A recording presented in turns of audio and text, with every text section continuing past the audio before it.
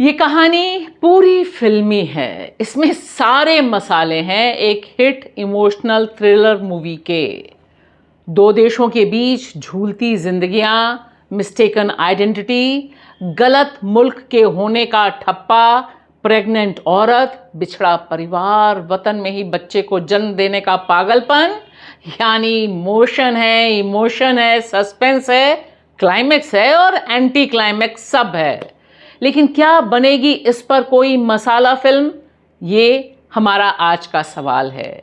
ये मूवी 5-6 लोगों के बीच भी घूम सकती है और इनके बैकग्राउंड में 5,000 से अधिक लोगों की यातना को समेटा जा सकता है और सब कुछ 100% प्रमाण के साथ दिखाया जा सकता है। यानी भयावह दुस्वप्न, वर्स्ट नाइटमेयर के जिंदा सबूत हैं। जवाब पता है आपको? शायद नहीं बने, क्योंकि इसमें किरदार यानी एक्टर मुस्लिम हैं, जिन्हें भारत सरकार ने ढकेल दिया चोरी छिपे बांग्लादेश में और फिर उन्हें वहां से वापस भेज दिया गया 1 साल की यातना झेलने के बाद। ये कहानी सिर्फ प्रेग्नेंट वुमेन सोनाली खातून की ही नहीं है, जिन्हें देश की राजधानी दिल्ली से पकड़कर बांग्लादेश में ढकेल दिया गया पिछले साल जून में, और ना ही स्वीटी बेबी की है, जो अभी अभी अपने 2 बच्चों के साथ 13 महीने के बाद भारत वापस आई हैं। दरअसल यह कहानी उससे बड़ी है। ये कहानी है 2014 के बाद पैदा हुए नए भारत की।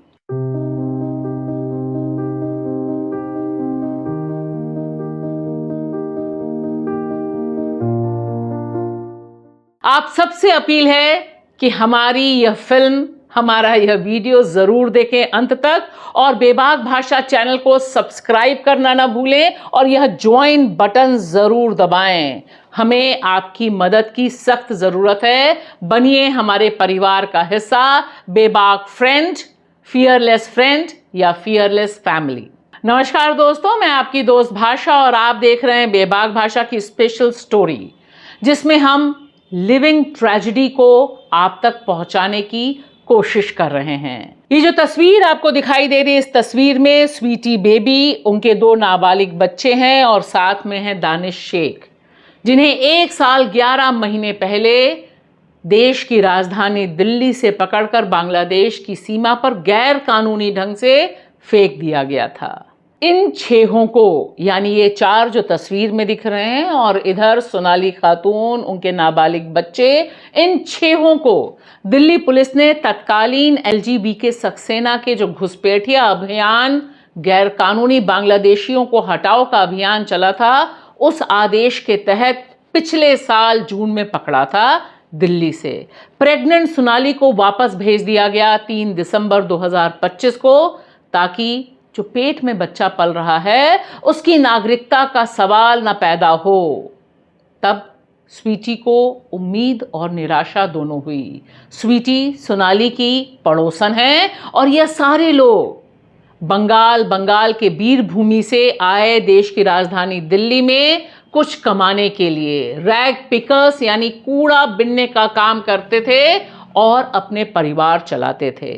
इन 2 परिवारों की कहानी में सारे मसाले हैं। जिस तरह से यातना है, देश से बेवतन होने की ट्रेजेडी है और फिर एंटी क्लाइमेक्स के तौर पर देश में वापसी है।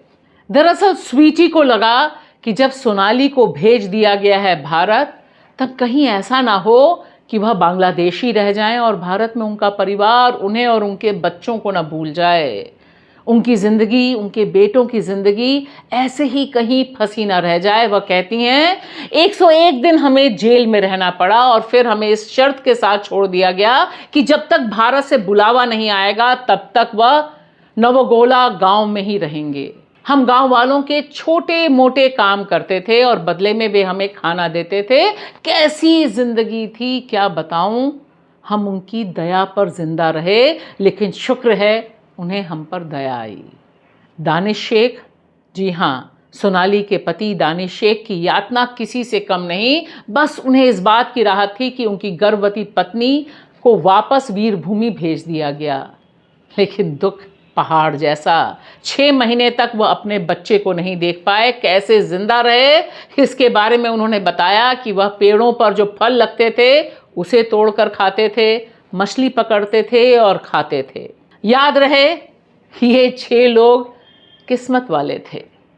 26 सितंबर 2025 को कोलकाता हाई कोर्ट ने आदेश दिया था कि इन दोनों परिवारों के जो 6 सदस्य हैं उन्हें वापस लाया जाए। फिर मामला सुप्रीम कोर्ट पहुंचा, जहां केंद्र ने कहा कि इन लोगों को भारत तो हम ले आएंगे, लेकिन आने के बाद इनकी नागरिकता की जांच की जाएगी।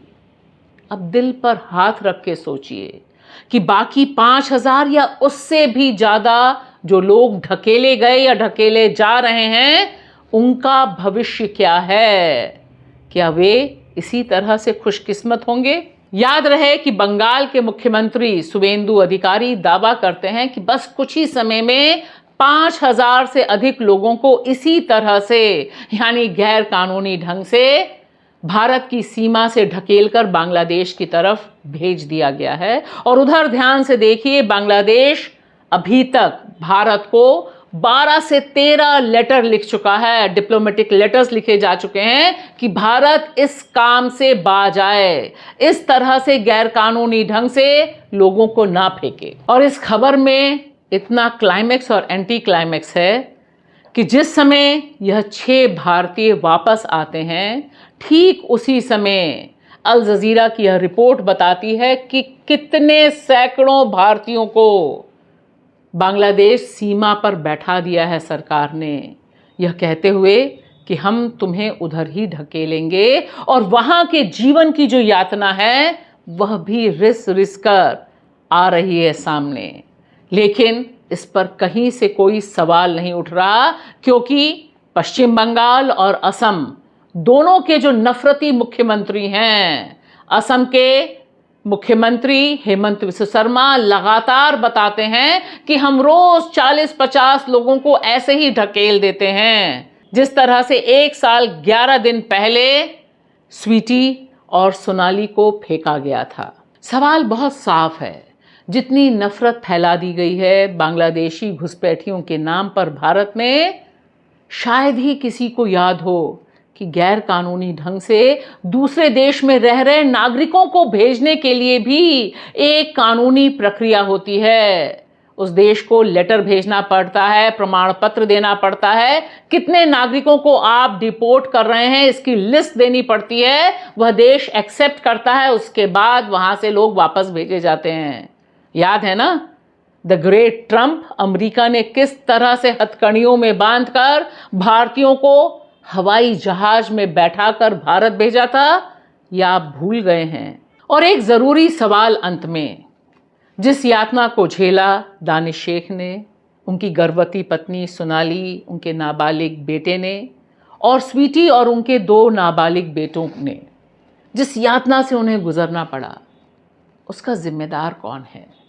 क्या जो जिम्मेदार है उसे सजा मिलेगी? क्या उनकी तरह जो 5000 से अधिक लोगों को भारत की सीमा से फेंक दिया गया है बांग्लादेश की तरफ, उन्हें कभी न्याय मिलेगा? क्या सरकार ये मानवता विरोधी कदम को रोकेगी? ये सारे सवाल हमारे आपके हैं और होने चाहिए। लेकिन उससे बड़ा सवाल भी है, जहां से हमने अपना प्रोग्राम शुरू किया, ये जो स्टोरी है इसमें एक मूवी बनने का मसाला है कि नहीं, यह आप हमें ज़रूर बताएं, कमेंट बॉक्स में लिखना ना भूलें।